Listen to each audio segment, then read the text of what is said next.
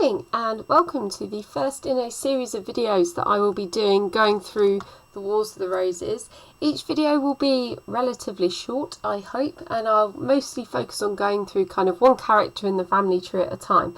So today I'm going to introduce you to the first two people at the top of the family tree. So we've got Edward III in the middle here. I'll tell you a bit about his background.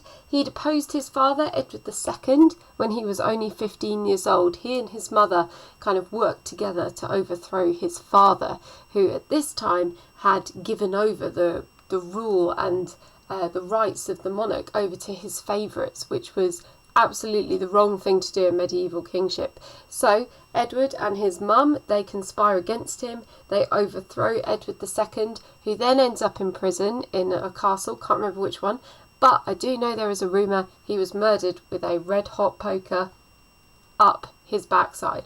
So what a way to go. But Edward III, very, very famous for a few things. Firstly, he is an incredibly chivalric monarch. He's the king who's kind of begins like tapping back into this obsession with King Arthur, with the Knights of the Round Table, and mirrors, which are these books that are written to tell the stories of the knights. They kind of tell chivalric tales, so they're called mirrors and things like that. So he's the king who really encourages this to flourish at court. And part of that is because he is also the king who is deeply engaged in the 100 Years' War against France. So previous to Edward III, if you were to go all the way back to Henry II, and around that time we have the birth of what's sometimes now referred to as the Angevin Empire, which is basically where it was the kings of England had been born in England, following from William the Conqueror. If you go back, he was Norman, so that's northern France, and they had been ruling over areas of France, and Henry II marries this woman, Eleanor of Aquitaine, which gives him an incredibly large piece of land in France. And from then on, England kind of ruled, England was ruled by the Plantagenet kings, but they also ruled probably more of France than the King of France did. And this kind of traces back the claims of the kings of England to being the kings of France as well.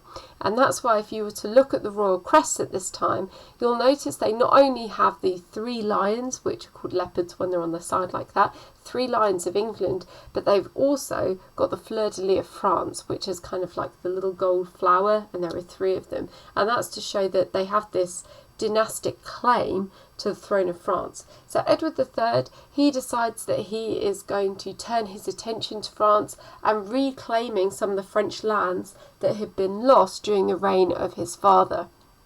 And the other thing about Edward III that I'll point out now, and then I'll talk briefly about one of them, is that he has too many sons.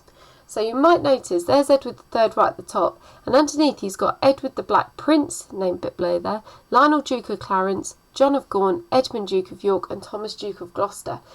This is a bit of a problem, because although you would have thought medieval kings would want to have healthy sons, and they did, having five kind of sowed the seeds for the later problems of the Wars of the Roses. You might have noticed, for example, that John of Gaunt is the Duke of Lancaster and Edmund is the Duke of York. And if you know about the Wars of the Roses, you know it's a battle between Lancaster and York. So it's born here out of there being five sons for Edward III.